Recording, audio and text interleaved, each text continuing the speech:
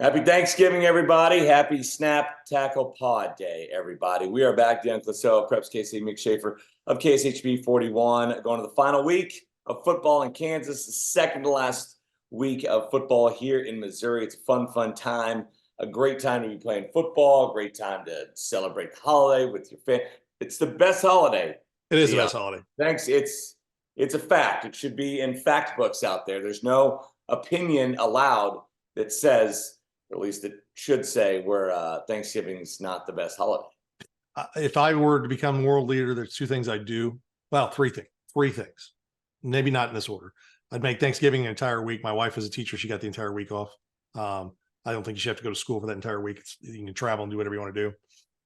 Two, not that I care anymore because mine's too old to do it after this year. Halloween would be the last Saturday in the month of October. Fair enough. And Super Bowl Sunday would no longer exist. It's Saturday. It'd be Super Bowl Saturday night. Absolutely. Those are the three things. Still 13 days to prepare for it. Yes. And everybody can really go out and celebrate on Saturday night, not to worry about going home early from the parties or getting home. The only other thing that would change my mentality on that, and I think this is probably a bigger possibility than ever being Super Bowl Saturday, is if they add one more week to the regular season, which there's always talk of an 18th game, which would push that into President's Day weekend, which is a lot of people get that Monday off anyway. So that's the thing.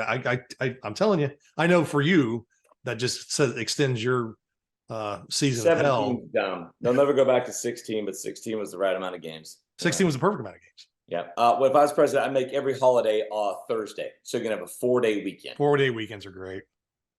Right. Every holiday's on Thursday. Nothing better than a 4-day weekend. And you get your food, you get your football, you get your July 4th, all that kind of stuff, everything. Thursday. Plus, when Thanksgiving's over this weekend, Dion, you still have Christmas and New Year's to look forward to, two other great holidays. So yes. That's the best holiday. And we have high school football as well. Yes. State championships on one side, semifinals on the other. Yeah, starting on the Kansas side where we have championships. Let's start in 4A. The Kansas City area has 3 teams left vying for championships in 4A, 5A, and 6A. We'll start in 4A, where it's Aquinas. I mean, I could see the 4A other towns and teams from across Kansas, their eyes rolling out of their heads because 2 years ago was St. James winning their second straight. Then Miege last year. Now here's Aquinas looking for a state title. I think it would be 6, 7, 8, 9. This would be 10 in a row by Johnson County Catholic School if Aquinas were to win in 4A, and hats off to them.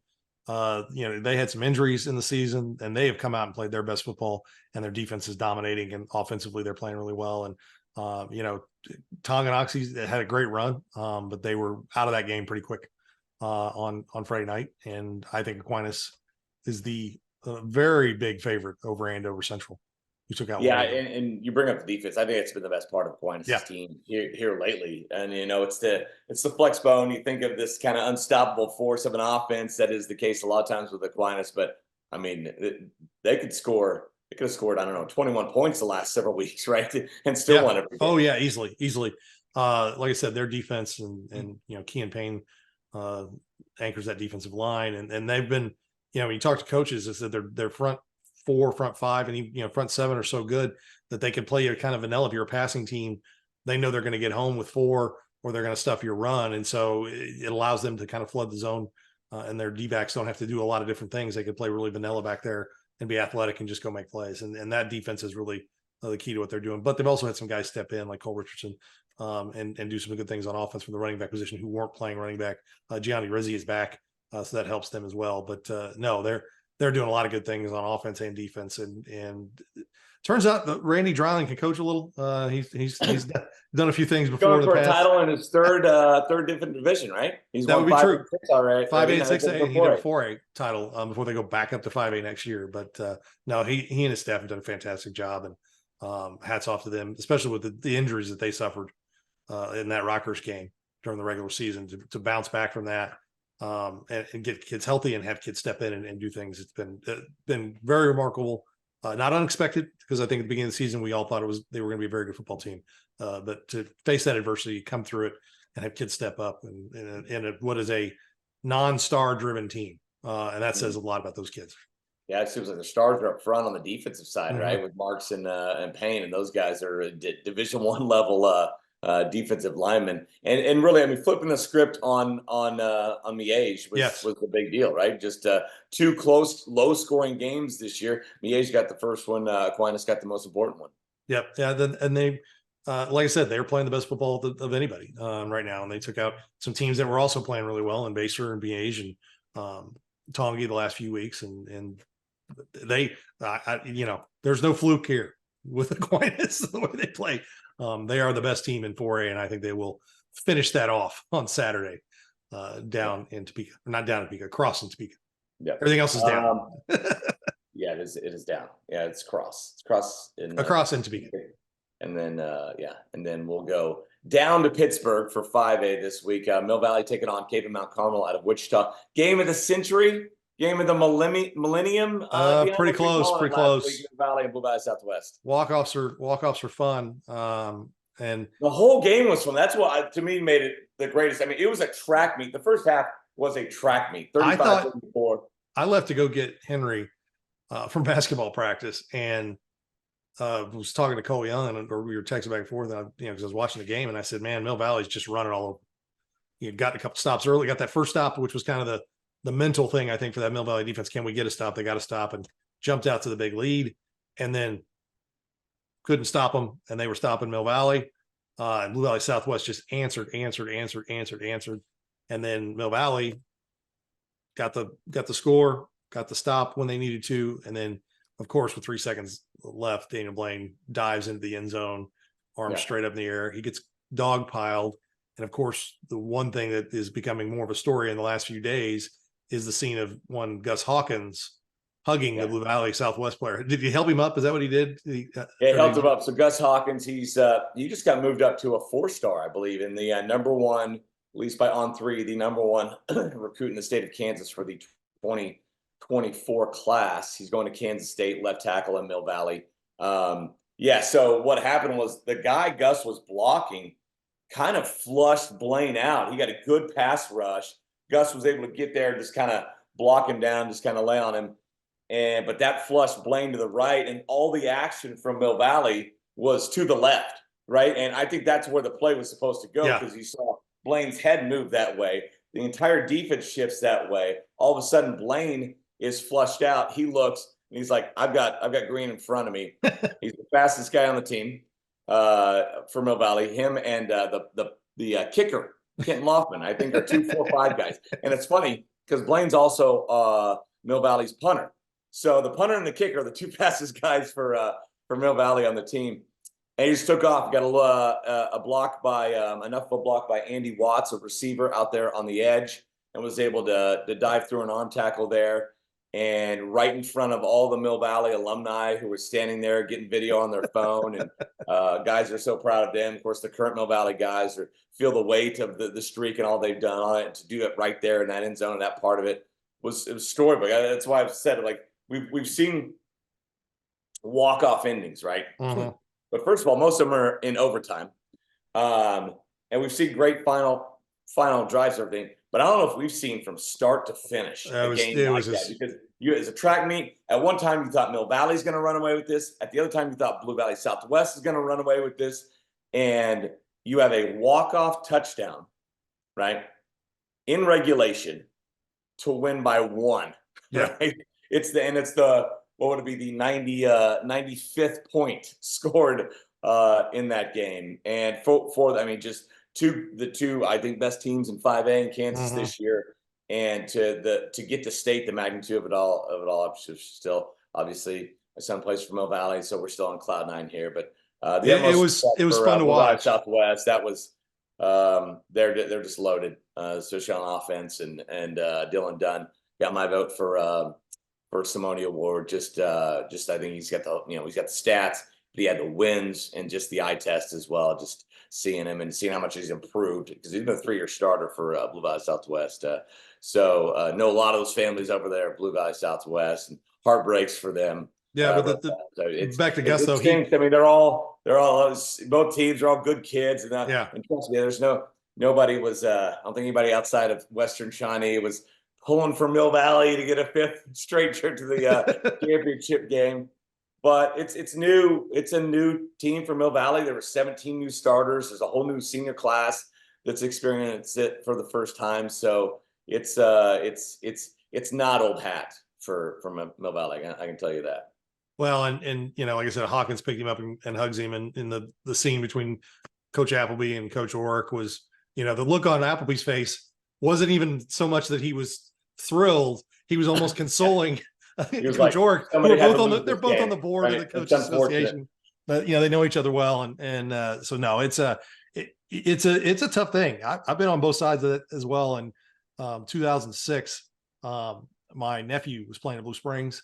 My now sister-in-law was the manager for Blue Springs South. They played in the quarterfinal. It was a one-score game. Blue Springs led at halftime. And as my sister-in-law was just thrilled, she's crying because they won. They would go on to win a state championship and be undefeated.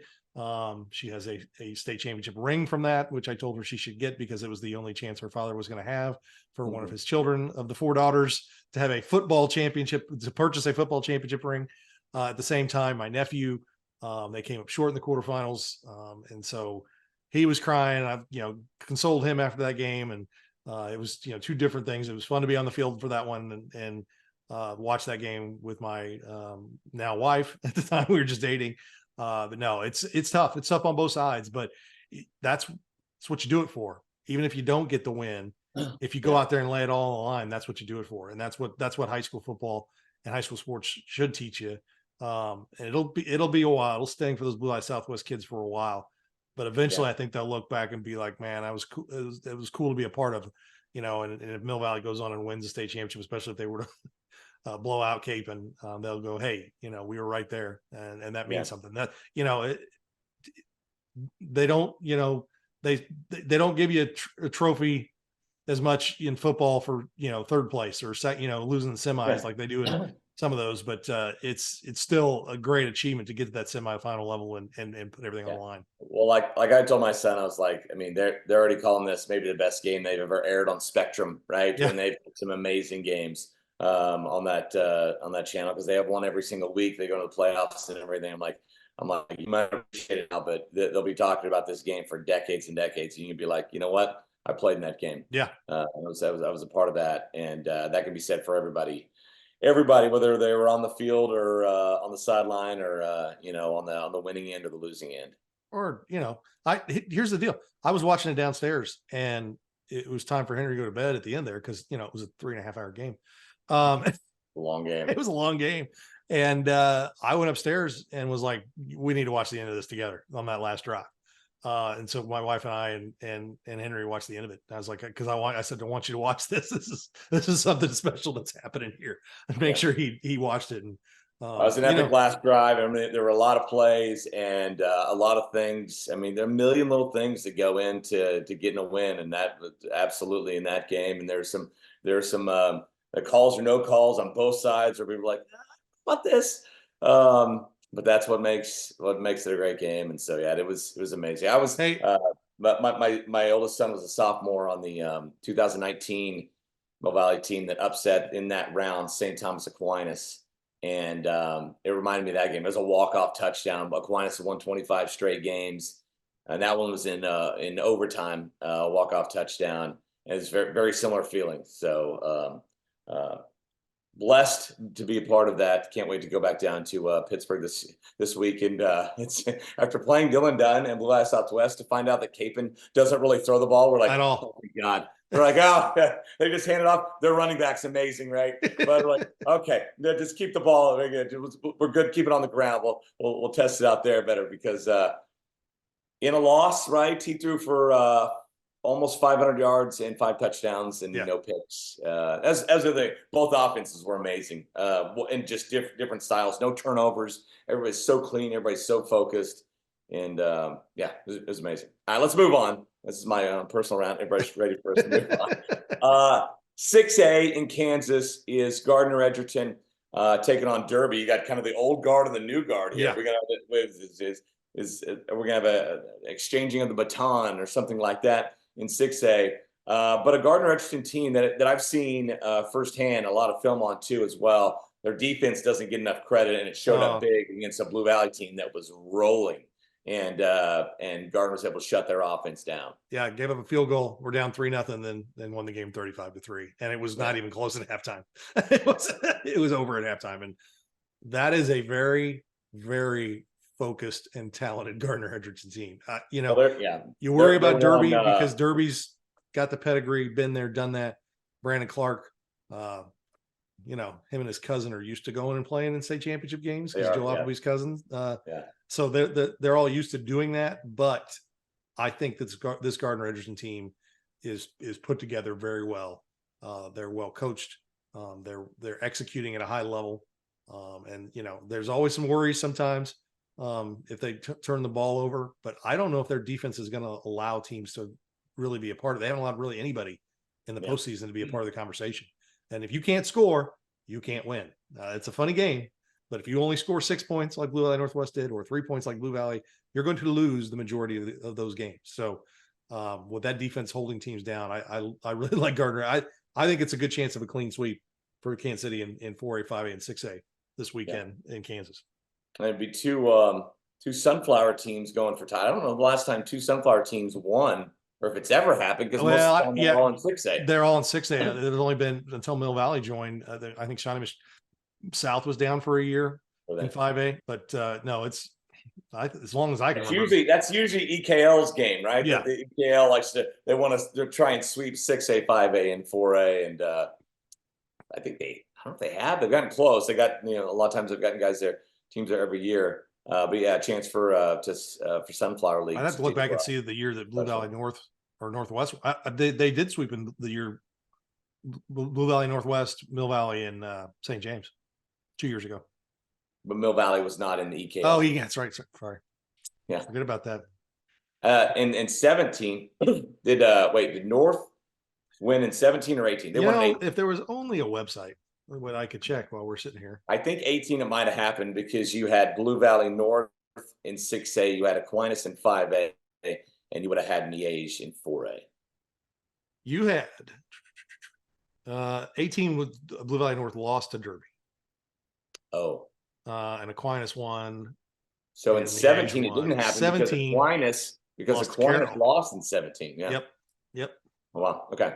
So maybe unless it was a Blue Valley Class 6 win. They lost to Derby twice.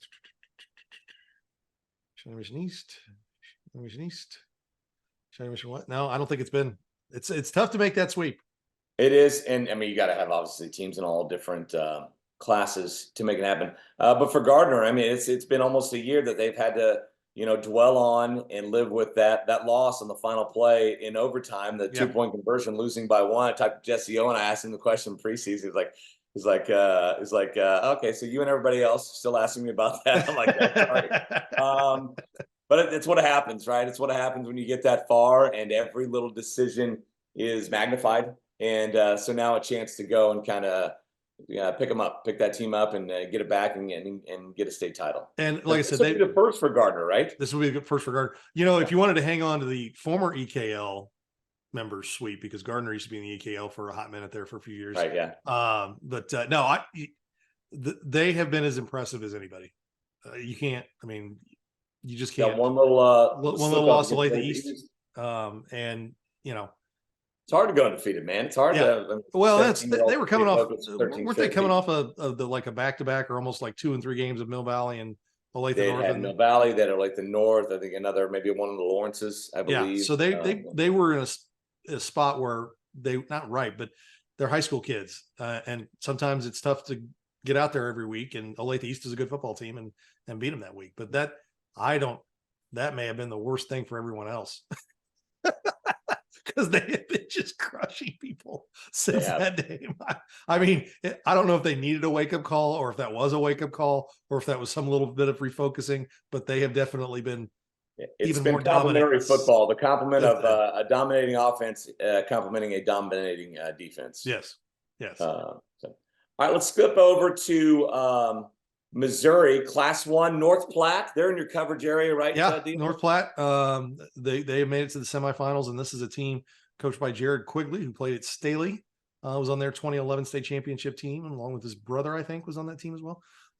He's doing a fantastic job with that program. They are not that far removed from ending like a 30 or 40 game losing streak. Oh, really? Wow. And so last year they had a winning season, kind of got things turned around in his first year, and then this year they've done a good job. You know, they had East Buchanan in their conference, so they've got a loss there, but they've really have been pretty dominant. And last week they did a great job in that game. They get Milan this week, who edged Penny, who's another 13-12. 13-12. And Penny played played North Platte tough in the regular season, and thought we were going to have an all KCI semifinal there, but didn't work out. But Penny is a pretty traditional team, and they do a good job. So, but North Platte's they get to play at home, play the entire playoffs at home, so you can't beat that. But no, it's going to be a good chance for them to go and get a chance to win a state championship in Class 1. Now, Marionville's on the other side. They're pretty talented, pretty athletic.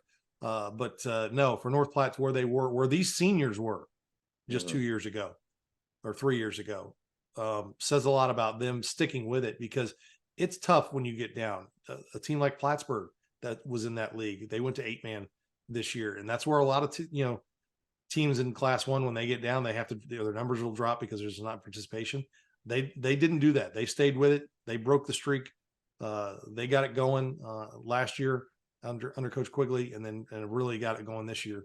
And it, the reclassification helped schools like North Platte. When you take the East Buchanan, the bigger old Class 1 teams, your Adrian, your East Buchanans, you take them and move them up to Class 2. It helps those schools that are a little smaller have some chance to get some success, and that will hopefully stem the tide of some of them going to 8-man, and also just help them build more kids coming out when they see, hey, look, we're winning playoff games, we're winning games, and that will help those things. But North Platte, great on them. Great job. Looking forward this weekend. We're gonna have great coverage of that game, and it should be a good one. Yeah, a lot of times the thing that saves you from dropping down to 8-man isn't really school size, it's participation rate, right? And you bring up a good point there. All right, in Class 2, were you surprised to see East Buck go down to Bowling Green? Bowling Green's got a kid who rushed for like 400 yards the week before. They're pretty talented. I think they may be the best team, and they're playing really well. East Buck has been banged up the last few weeks, and I think that they ran into a Bowling Green team, and and East Buck plays a schedule that plays Class 2 and Class 1, and sometimes when you are playing that third or fourth Class 2 game, the numbers will wear. That being said, East Bucks have got great numbers and great coaching.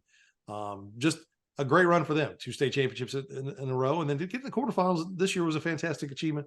Being undefeated at that point, Lamar taking out Lafayette County was not stunning, because Lamar has handled pretty much everybody. I think you saw what Lamar does. It was close early, and then their pure numbers and just rolling out carbon copy players and substitute, that all look the same and play the same, and their depth just wears you down. And much like the week before against Adrian, Lamar got that done. So no Class 2 Kansas City teams. We're all done in Class 2. So the Donut Hole game on Saturday will not feature any Kansas City teams. Nice. Yeah, well, that's disappointing. Not nice. It's disappointing, but great season as what East Buck was looking for a third straight. Yeah, they were trying to pull off something that Penny did back about 10 years ago. Penny won a Class 1, got bumped up to Class 2, and then 2 years later went back down to Class 1 and won a Class 1. So, Penny was at school that was right on that line there for a few years, and did that. And it's not easy to do. It definitely showed that that program in East Buchanan is up and running, and going to be one to keep an eye on, as they go forward in Class 2 the next few years. And Lafayette County's always good. We have St. Pius rolling along here. A nice win, I thought, over Odessa, 42-7. Never really close. And shout out Seneca, who they're playing. I found out where Seneca was, Dion. Apparently in Missouri, but I think Oklahoma, Kansas, and Arkansas can also lay claim to Seneca. It's so close to, especially Oklahoma. You're way closer to Tulsa down there. You're way closer to Tulsa than you are North Kansas City. That's for sure. Oh yeah.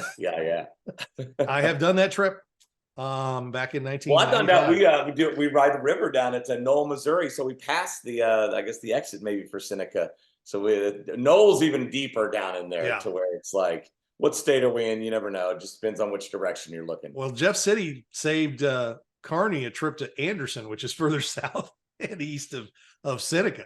Well, we've had a couple. What town is it down there, down by Cape Girardeau, way down there, down by the Kentucky Bend, southeast.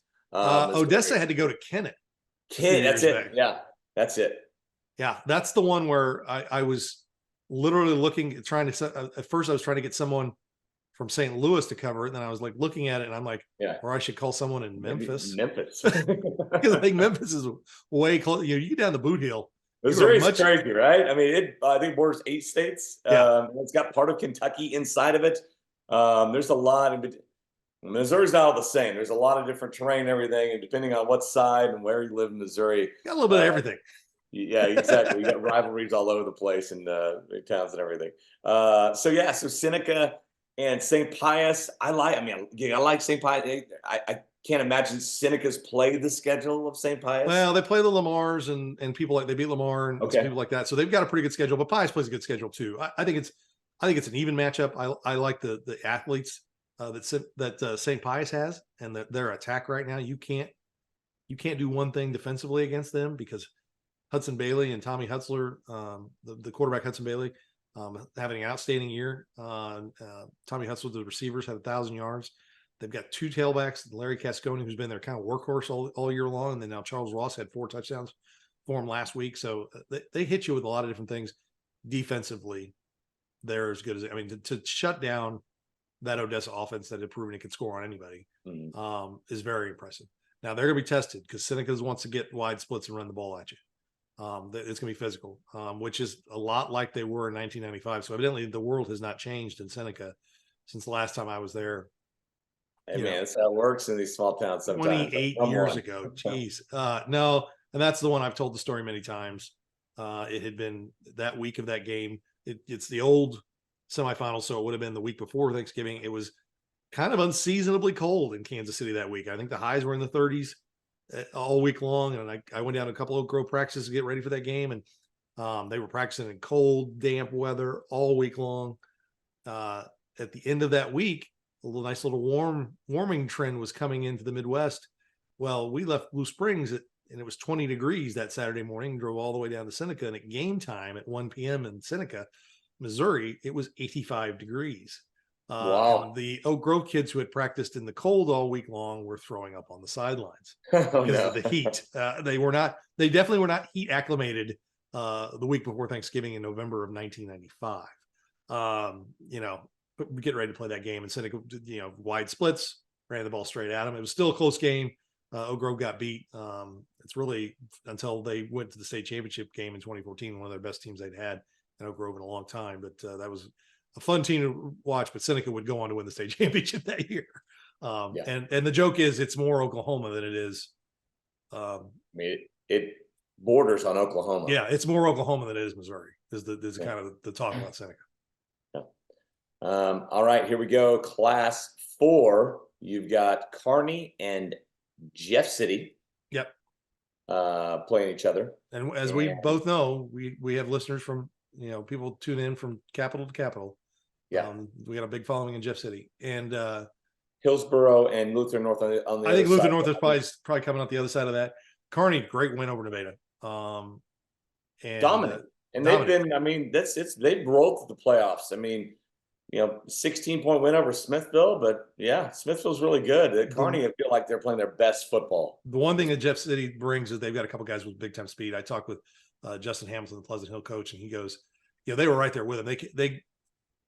They got down 14-0 early, but then made up the stagger, but they never got the lead in that game. And he said that what Jeff City had, they gave them probably had a couple kids with some really good speed. And he said that for Pleasant Hill, that's their problem. They don't have a ton of speed. And the teams that they've lost to over the last 2 years are Jeff City, who has speed, Warrensburg, who has some speed, and Center, who has speed, last year. So, Well, and both of Jeff City's won their last 2 games, same score, 37-34, including that one. At McDonald County, they were down at McDonald County, and Jeff City did Kearney a huge favor, chopped a couple of hours off the bus ride easily.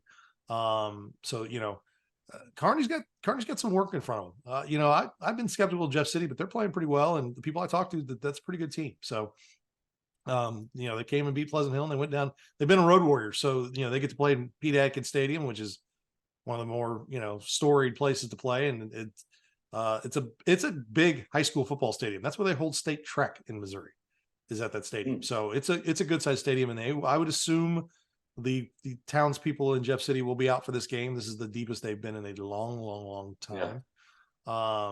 But Kearney travels well too, so it's going to be a kind of a big one on Saturday afternoon. Yeah.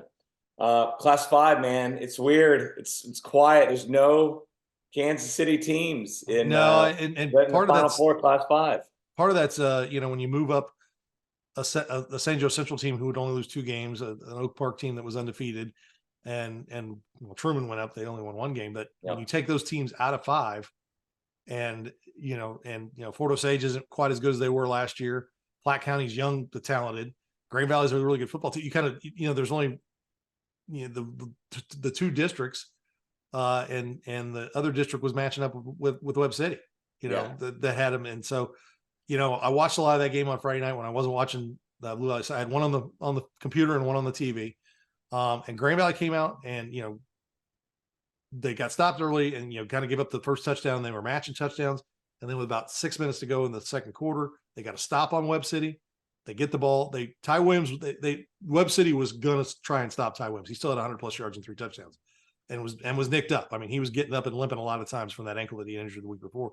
But Grand Valley adjusted. They went to their play action passing game. Sal Calvarella had a good run. They hit a tight end with about 3 minutes to go. They hit a tight end on a little just out route on a play action.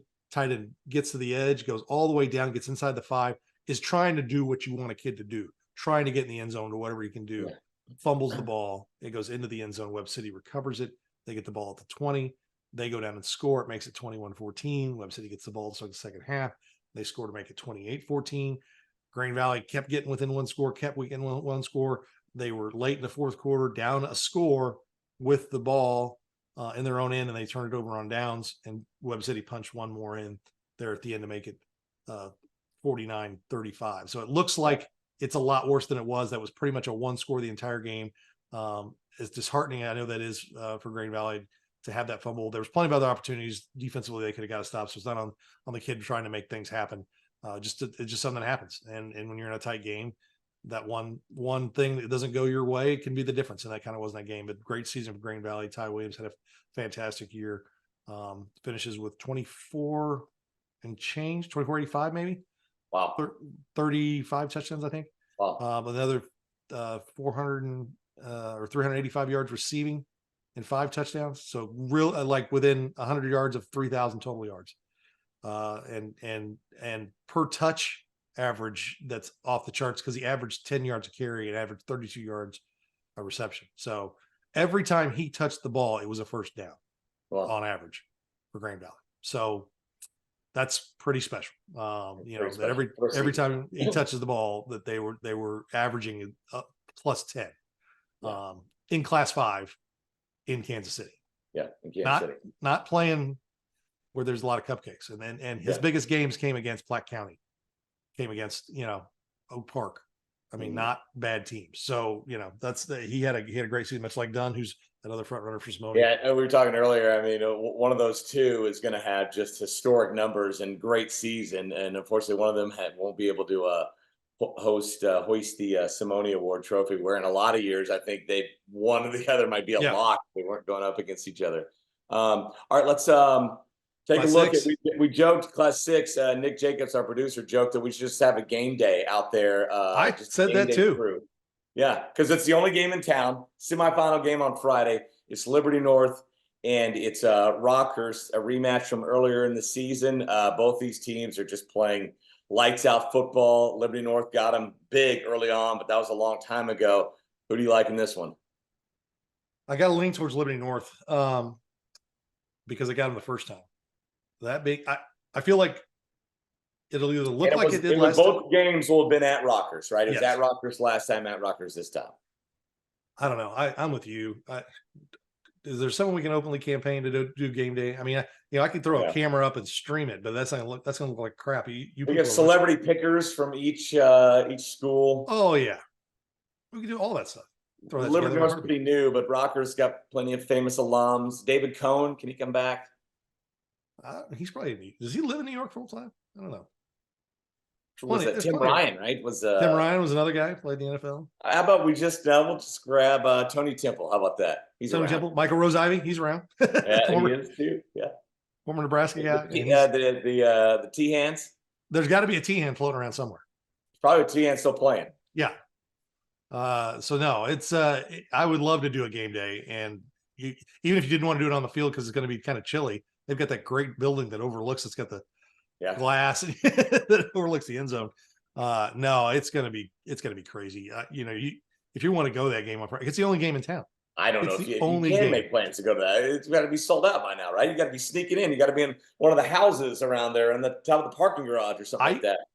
I used to work at American Century, and they had a building over in the Burns. They shared parts of the Burns and McDonald building, late '90s, early 2000s, and you could go up on the third floor of that and look down into it. Yeah, it was great. I think I did that a couple Friday nights when I was working nights, and when I get something to eat, go up on the third floor and watch a little football. It wasn't a great view, but you could see it at the stadium. But no, it's you got a Rockers team that's throwing the ball better now. Ethan Hansen is really, that part of his game is exploded. I think Bickelmeyer and the other kid who are the receivers have done a fantastic job. They've gotten better. The confidence in the passing game has gotten better, so they'll hit you over the top. They still want to run at you with Aiden Ryan, and Coppinger will come in and get some big plays. He plays both ways for them. This linebacker and of course Andrew Sprague. They beat a Nixon team last week that had a big time lineman of their own. Jackson Cantwell, Christian Cantwell's son, was in that game. And Rocker's playing great. Liberty North is playing great. A lot of the highlights I got out of Liberty North last week were just them running up the gut. Yeah, just like, we're going to come at you with Micah Joe Barnett and Ja'Cory Love, and we're going to come at you right up the middle because that's what we can do. Now, Brock's a little different. It could look a lot like the game last year when it was 10-7 Liberty North. You've got two guys who call defense who are really good, and Greg Oder and Andy Learman. It's a great game, great coaching staffs. Two teams that have been dominant all season long. It's heavyweight, man. It's heavyweights. Yeah, it's what you'd hope. I feel like whoever wins this game is going to be the favorite to win the state championship. As I say, on the other side, you got CBC and DeSmet, rinse and repeat. It seems like with those two teams, each and every year. I play CBC. What do you make of that one? DeSmet only beat Rockbridge by 7, and Park Hill South would beat Rockbridge to start the season. I know DeSmet hammered CBC pretty good in the regular season. I hate to sit there and act like they're not good, or they're just kind of mediocre. They're just kind of average football teams this year. But I have not gotten the sense from the people in St. Louis that these are world beater CBC and DeSmet teams. We do the rankings, and there was a team out of St. Louis called Seckman, who was undefeated and ranked all year long, and got crushed in the first round or second round of the playoffs by 30. And I had made the statement when Lee Summit West was winning games early on, and they hadn't yet perked into some people's rankings. I'm like, guys, Lee Summit West may be the 4th or 5th best team in the city, and I think they would beat the Seckman team, who we've got ranked like 8th by like 40. And that's what I'm saying. I just think it was a deep year. Lee Summit North, Liberty North, Rock, Oak Park, Lee Summit West. Park finished with just one loss. Yeah, and you got teams like a Park Hill, who's a below 500 team. Yeah, that was playing with Oak Park. There are years where we're top heavy, and there's years where we're pretty deep. And Blue Spring South didn't win a lot of games. They were young, but they like Blue Spring South played with everybody. Park Hill South was the team that played with everybody. Staley played was leading Oak Park in that game. I mean, a Staley team, I think a lot of people thought would be pretty good just because of the talent level of everybody in Class 6. How about Liberty? Liberty would probably get on the other side of the bracket and do a lot of damage. Sure. I mean, they may be the 6th best team. It goes back to a year, Tom Cruise's famous story. The second year Blue Springs, that was 2013. Blue Springs would beat Rockbridge in the state championship game. Ray Peck played them in like week 5 or 6, and Tom's walking off the field and he sees the AD from Rockbridge, and Tom was the AD too, so he knows him pretty well. Comes over and shakes his hand. He goes, "You got a great team there. We'll probably see you in the state championship game." And Tom goes, "Okay." And he says, "I'm walking away going, I'm the sixth best team in my town." It's like, that's one of these years. Right, In yeah, yeah. Kansas City. It's good to get back to that because there were so Yeah. many of those about 20 years ago, around kind of the turn of the century, where there's so many times, all the state games, the Kansas City teams would go over to St. Louis, right, every year, and we'd come back with 4 or 5 trophies. Yeah, I think there was that 10-year run from I'd say 2000 to 2015. In those 15 years, with the exception of the Smet, um, 2 Hazelwood Central teams, and did a CBC sneak in there? No, they did not. They didn't sneak in until after that. No, there was 1 CBC in there. With the exception, in those 16 seasons, Blue Springs South, or Rockers won the state championship, or played for the state championship pretty much, for the most part. The Smet knocked Rock out 1 year in the semis, and it was all St. Louis.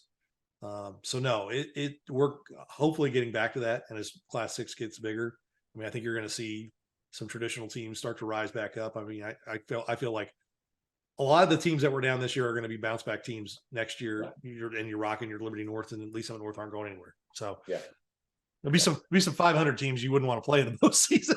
yeah. All right. Well, best of luck to all the teams out there. Hopefully, Kansas City can get all the wins possible out there and bring back as many trophies as possible this week in Kansas and next week in Missouri. Hey, let's get to it. On Sunday, Dion, you're going to be on KSHB 41.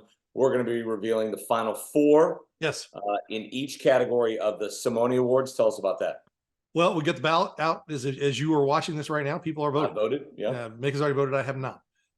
We got 10 for each category, and it's we'll just run through them. We'll start with the Simone Award. The video is out there on our site. The story's out there on our site, and as well as the Simone site. You've got it. And these are alphabetical order. Dylan Dunn, the quarterback from Blue Eye Southwest. Wesley Edison, the quarterback from Free State. Ethan Hansen, the quarterback from Rockhurst. Aiden Hinkle, the quarterback from Oak Park. There's a theme here. Elijah Leonard, the quarterback from Lee Summit North. Bryce Nornberg, quarterback from Lathe South. Braven Powell, the quarterback from Gardner Edgerton. McGuire Richmond, the linebacker, kicker, punter, tight end. He has 4 from Blue Valley. Jay Sean Ross, defensive end, wide receiver, and noted kick blocker from Liberty North, who's blocked like 5 kicks, scored on all 3 phases of the game this year for Liberty North. And then, of course, Ty Williams from Grain Valley. That's a pretty interesting group with a lot of quarterbacks in a year where I felt like we were running back dominated. Yeah. Especially at the Class 6 level, a lot of good quarterbacks that do a lot of different things, because Edison and Leonard and Hinkle and Nornberg are really big dual threat guys, like 1,000-yard rushers. Yeah. And you see that. So that was a good group. And Leonard wasn't a 1,000-yard rusher, but no, that's kind of the thing there. And then, of course, Dunn is your classic drop back guy, and Hanson's kind of a dual threat guy. So, that's that group there. What do you think? Having seen highlights of pretty much all those guys, or seen like Nornberg played well against you guys too. You were pretty impressed when you guys played him. Oh, absolutely. I've seen Nornberg since the sophomore year. I think it was maybe Mill Valley kind of ushered in his existence to varsity football, because I think they hurt the knocked the guy out that was ahead of him when he was a sophomore. And he's been their starter ever since. He is fast, and he's got a PWO, I believe, from KU. He was their punter, which they ran a fake punt against us, wasn't even close. So I'm like, yeah, we probably need to contain there every time he's punting. I don't care how far it is, 4th and whatever. Heck of a player. I've seen so many of these guys. It's funny. I mean, it's like no coaches are ever they're going out to win games, right? They're never out to like this we got to get this kid a Simone Award this year. So there's so many athletes out there who have good numbers, okay numbers and everything, but are winning, right? And so there's all the boxes you want checked. You want the numbers, you want the winners, you want the eye test, all that stuff. And so that's kind of how the Simone Award goes. And it's not always the highest recruited kid, right, that wins it. It's not always, it's a lot of times the guy who has the best high school season. And what I like about the Simone Awards is that coaches from all over Kansas and Missouri, everybody's voting. Media members from all over, everybody's voting. It's a big swath. Yeah, And so I think more it's times than not, we narrow it down and get the right guy that kind of checks all those boxes, or at least the guy where you can't really push back and say, no, he does not deserve to win it. And so this year, I mean, my opinion, I think there's two kind of clear cut favorites. And again, they're not the most in Williams and Dunn. I don't think they're the most highly recruited guys. They're definitely not out there, but they've had great seasons and led their teams to great seasons. And heck, maybe they're not the two favorites. There's guys out there like an Elijah Leonard, or like a the Edison or Normberg, or I'm always big on the two-way guys like Ross Ross and Richmond. From Liberty North, and McGuire Richmond. And it's harder these days, right, to play both ways, because there's a ton of guys that can do it. Your coach is going to let you do it because they want you healthy and fresh for the fourth quarter. But whenever those players can break through, especially at the big class level, and play both ways, I'm always partial to those guys. So I think it's a good mix of guys. All right, let's do Fontana. We got Hudson Bailey. We got two Baileys. Oh, we're going through all these? Yeah, we can do it real quick. We do most of it. I want to get these out there so people. Hudson Bailey, quarterback from Pius. He's a sophomore. Hunter Bailey, running back from Adrian, senior. Declan Battle, senior quarterback from Lewisburg. Braden Bush, senior running back and linebacker from Pleasant Hill. Colton Bruceman, senior running back from Tonganoxie. Trey Carter, senior quarterback from Atchison. Cameron Emmons, senior running back from Kearney. Kobe Westfall, junior quarterback from Warrensburg. Caleb Scott, senior wide receiver, D-back and returner for Baser Linwood. And Cam Zahn, the senior quarterback from St. Michael. That's a good group too there. We got a almost 2,000-yard rusher, and Bailey. Battle was a 1,000-yard rusher and thrower. We got Bush, who plays both ways. Of course, the Hudson Bailey kid put up school record numbers as a sophomore for Pius. So that's a good group there. And that's always a good group. This is what I like to call the future NFL award, the Buchanan. So here are the guys here: Brett Carroll, senior defensive lineman, Olathe East. Tommy Coppinger, senior defensive linebacker from Rockers. Mark Debiak, senior defensive end from Gardner Edgerton. Gus Hawkins, the aforementioned offensive lineman from Mill Valley. Melvin Laster, the two-time winner, has a chance to be the first three-time winner of any of these awards. The senior linebacker from Liberty North. Dawson Merritt, junior defensive end linebacker from Blue Valley.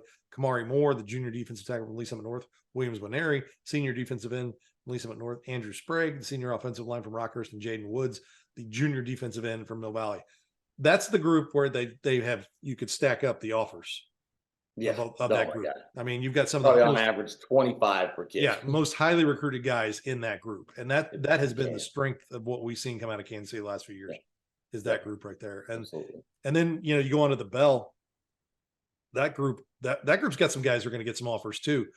Braden Bush, senior linebacker. We talked about him for the Fontana from Pleasant Hill. Spencer Dom, senior linebacker from St. James. Theo Grace, junior linebacker from Kearney. Ashton Moore, junior linebacker from Lewisburg. Derek Joyner, senior offensive line, defensive line from Grandview. He's a guy who's getting a lot of offers. Caden Munson, senior guard, defensive end from Lafayette County. Carl Moley, junior linebacker from Pius.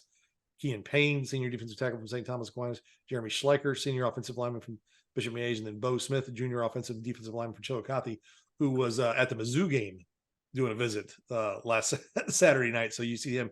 And then the one that's probably the deepest this year is the Otis Taylor, best wide receiver tight end. That we didn't really have a tight end this year who kind of fit that bill. We have been pretty good with tight ends the last few years. Aiden Bruce, the senior wide receiver, played some running back too for Olathe North. Tate Everard, senior wide receiver, Blue Valley Southwest. Lexton Grafke, senior wide receiver from Lansing. Isaiah Holthouse, senior wide receiver from Tonganoxie. Holthouse had some of the most fun stats, like 32 catches, 14 touchdowns, about every other 800 yards, averaging 20 yards a catch. So he really was a big play guy. Tommy Hutzler, junior wide receiver from St. Pius. Bryce Lasaka, the senior wide receiver from Park Hill.